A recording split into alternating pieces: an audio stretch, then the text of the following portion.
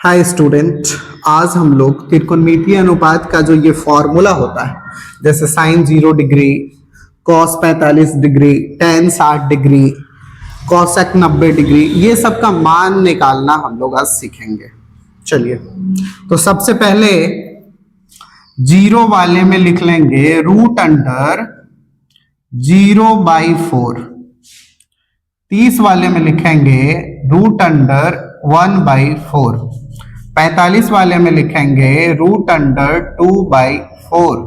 60 वाले में लिखेंगे रूट अंडर 3/4 और 90 वाले में लिखेंगे रूट अंडर 4/4।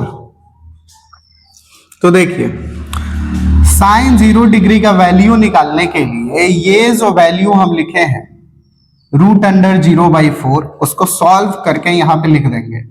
साइन 0 का वैल्यू निकालने के लिए जो ये है रूट अंडर 0/4, इसको सॉल्व करेंगे तो रूट 0/√4 लिख सकते हैं। रूट 0 का वैल्यू जो है वो 0 ही होगा और रूट 4 को लिख सकते हैं 2, और किसी भी संख्या से अगर 0 में डिवाइड करें तो आंसर हमेशा 0 आता है। मतलब साइन 0 डिग्री का जो वैल्यू होगा वो हमारा 0 ही आएगा। और फिर साइन 30 डिग्री का वैल्यू निकालने के लिए ये जो रूट अंडर 1/4 लिखे हैं इसी को सॉल्व कर देंगे। रूट 1 का मतलब होता है 1 और रूट 4 का मतलब होता है 2, 1/2। फिर 45 डिग्री में जो हम लिखे हैं रूट 2/4, तो रूट 2 को सॉल्व करेंगे तो रूट 2 ही रहेगा और रूट 4 को सॉल्व करेंगे तो 2 हो जाएगा। मतलब इसको लिख सकते हैं रूट 2 1 जा रूट 2 और root 2 into root 2 is equal to 2। यानी कि इसको हम सॉल्व करके ऐसे भी लिख सकते थे कि 2 1 जा 2, 2 2 जा 4, यानी 1 का रूट जो होगा वो 1 ही होगा और रूट अंडर 2 जो है वो रूट अंडर 2 ही रह जाएगा, उसका तो वैल्यू नहीं आता है ना। फिर यहाँ पे देखिए रूट 3 जो है तो रूट 3 ही रह जाएगा और रूट 4 को लिख सकते हैं 2। फिर यहाँ 4/4 है, इसको काट लेंगे 1, यानी रूट 1 का मतलब 1। तो साइन 0 का वैल्यू 0 आ गया, साइन 30 का वैल्यू 1/2 आ गया, साइन 45 का वैल्यू 1/√2 आ गया, साइन 60 का वैल्यू √3/2 आ गया और साइन 90 का वैल्यू 1 आ गया। और फिर कॉस का वैल्यू जो निकालते हैं उसको उल्टा कर देते हैं। साइन वाले में थीटा का मान बढ़ने पर इसका जो मान होता है वो भी बढ़ता है, लेकिन कॉस वाले में जैसे जैसे एंगल का मान बढ़ेगा वैसे वैसे इसका वैल्यू भी घटता है। जैसे ये वाला जो 1 है अब उठ करके यहां आ जाएगा, रूट 3/2 जो है यहां आ जाएगा, 1/√2 यही रहेगा और 1/2 यहां आ जाएगा और 0 जो है यहां चला आएगा। मतलब cos 0 का वैल्यू 1, cos 30 √3/2, cos 45 1/√2, cos 60 1/2 और cos 90 0। अब हम लोग जानते हैं कि tan का जो फॉर्मूला होता है tan थीटा वो sin बाई cos होता है, sin बाई cos। तो tan निकालने के लिए sin बाई cos कर देंगे, tan का वैल्यू निकल जाएगा। जैसे 0/1 किसी भी संख्या से 0 में अगर डिवाइड करेंगे तो 0 ही आएगा, यानी tan 0 0। अब यहां देखिए साइन बट्टा कॉस, साइन है 1/2 और कॉस है √3/2, 2 से 2 कट जाएगा, मतलब बच गया 1/√3।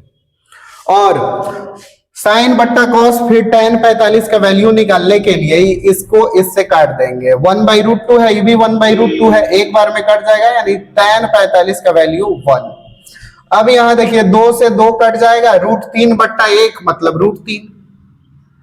और किसी भी संख्या से जब 0 में डिवाइड करते हैं तो आंसर हमारा 0 आता है, लेकिन जब किसी भी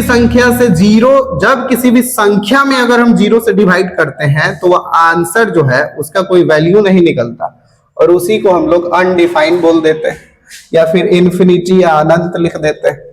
तो साइन 0 का 0 आ गया, साइन 30 1/2 आ गया, साइन 45 1/√2, साइन 60 √3/2 और साइन 90 1। cos 0 1 आ गया, cos 30 √3/2, cos 45 1/√2, cos 60 1/2 और cos 90 0। फिर tan 0 आ गया 0, tan 30 1/√3, tan 45 1, tan 60 आ गया √3 और टाइम 90 का वैल्यू आ गया इन्फिनिटी। अब जो साइन होता है वो कॉस का उल्टा होता है, या फिर जो साइन होता है वो कोसेक का उल्टा होता है, या फिर जो कोसेक होता है वो साइन का उल्टा होता है। जीरो को कभी भी उल्टा करके लिखेंगे मतलब इन्फिनिटी। जीरो का मतलब होता है 0/1 और इसका उल्टा करेंगे मतलब 1/0। 0/1 को लिख सकते हैं 0 और 1/0 को हम लोग लिखते हैं इन्फिनिटी। इसलिए कोसेक 0 का वैल्यू हो जाएगा इन्फिनिटी। और साइन 30 है 1/2 तो कोसेक 30 हो जाएगा 2/1 मतलब 2। साइन 45 है 1/√2 यानी कोसेक 45 हो जाएगा √2/1 यानी √2। साइन 60 है √3/2 तो कोसेक 60 हो जाएगा 2/√3। साइन 90 है 1 तो कोसेक 90 भी 1/1 होता है, उसको उल्टा करके भी लिखेंगे तो भी 1 ही होगा। फिर ये जो कोसेक का वैल्यू आया उसी को उल्टा करके लिख देंगे तो भी सेक का वैल्यू निकल जाएगा, या फिर कॉस का रिवर्स कर देंगे तो भी वैल्यू निकल जाएगा। तो 1 का उल्टा करेंगे 1, √3/2 का उल्टा लिखेंगे तो क्या हो जाएगा 2/√3। 1/√2 को उल्टा करके लिखेंगे यानी √2। 1/2 को लिखेंगे यानी 2 और 0 को लिखेंगे मतलब इन्फिनिटी। ठीक वैसे ही tan का जो उल्टा होता है वो cot होता है। tan theta is equal to होता है 1/cot थीटा। तो यहां से हम लोग tan 0 का जो वैल्यू 0 है उसको cot 0 में अगर लिखना चाहें तो वह इन्फिनिटी हो जाएगा। और 1/√3 का उल्टा लिखेंगे तो यह √3 ऊपर चला जाएगा, एक नीचे मतलब √3। 1 का उल्टा तो 1 ही हो जाएगा। फिर √3 को लिख देंगे 1/√3 और इन्फिनिटी का उल्टा यहां पर 0 लिख देंगे।